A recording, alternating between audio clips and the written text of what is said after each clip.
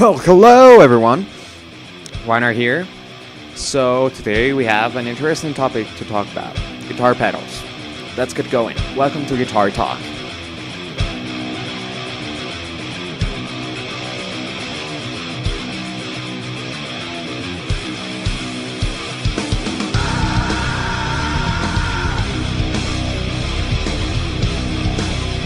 Hey, what's up?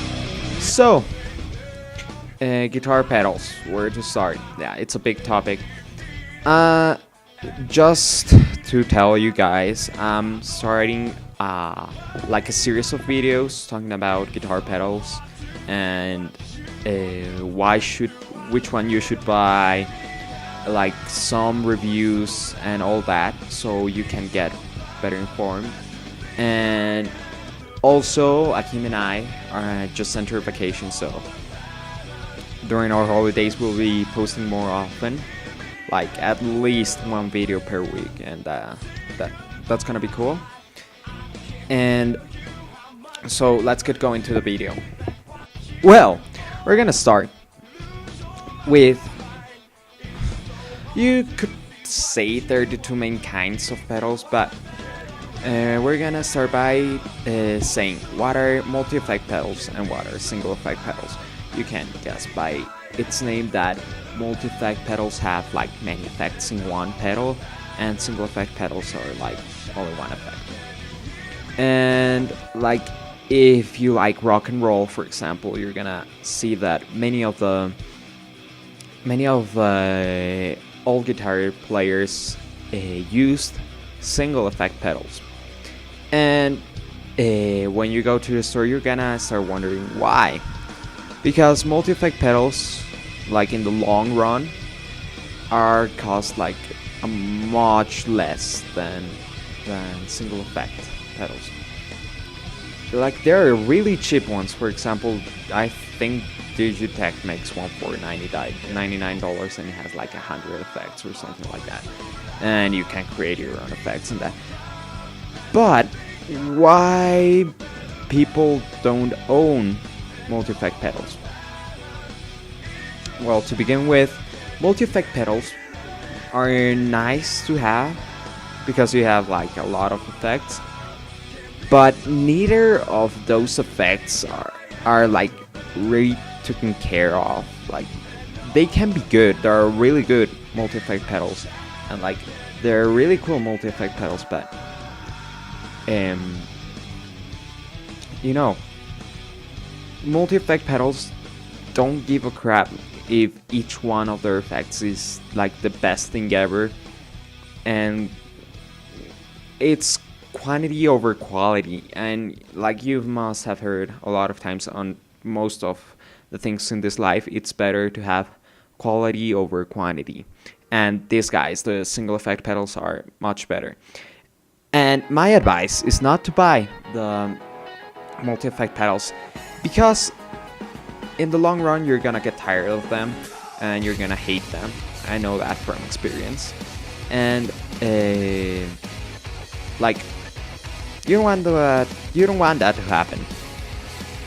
And then you're gonna try to sell them and you're not gonna be able to sell them like at the price you should have sell them, and you're gonna lose money and you're gonna get mad because you're gonna buy this guys. So my advice, don't buy multi-effect pedals, even though you're like a beginner or you're just starting and you want to start buying pedals. Go straight ahead with the single effect pedals. Next, we have digital and analog pedals. So at clear sight, you're not gonna be able to recognize either of them. In this case, both of these pedals are analog.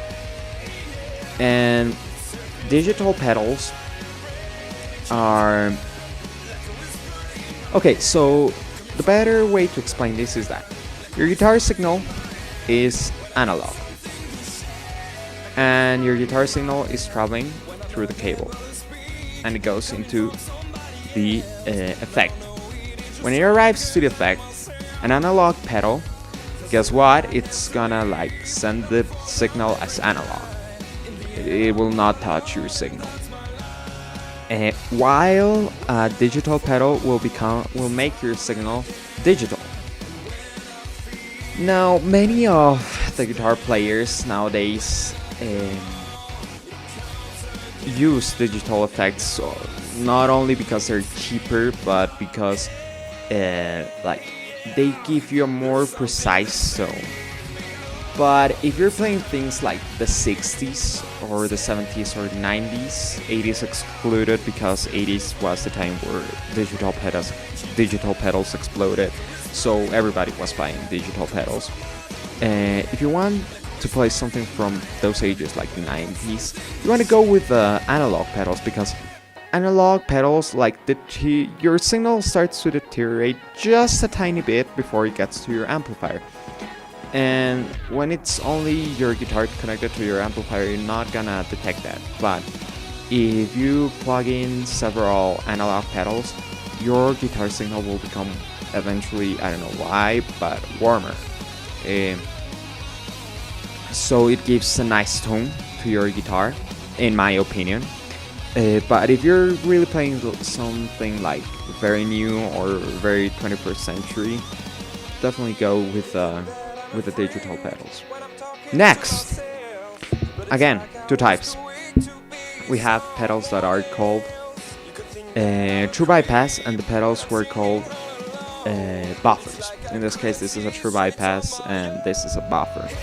Okay, so my Crybaby here, as a true bypass, its circuits are made in a way that when signal comes in and the pedal is off, your signal is not touched. So your signal coming out is the signal that came in.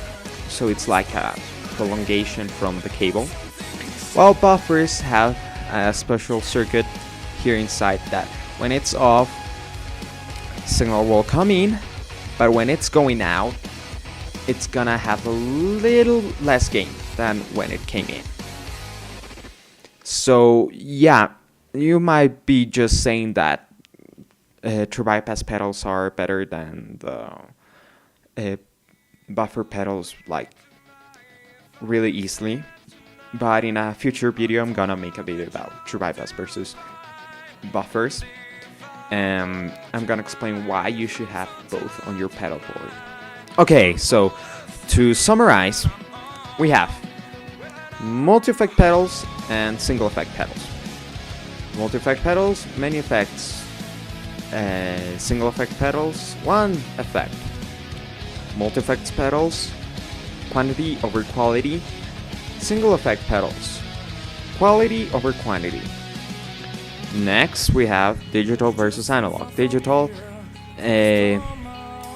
more true signal, but like sometimes effects can be a little weird when they're digital, so yeah, your signal is a little bit more like true, and analog pedals to give you a warmer signal. And then we have true bypass versus buffers. True bypass do not touch your signal, especially your tone, because of your gain. And buffer pedals, you have a circuit that reduces a tiny bit of your gain, or depending on buffer pedal quality, it can reduce like great your sound quality. So yeah, that was it. So guys, please don't forget to comment, give a big thumbs up to the video, and subscribe to get more content. And now that we are on vacation, we're gonna be putting some more stuff on the air, and we would like you to follow us. Thank you. Goodbye.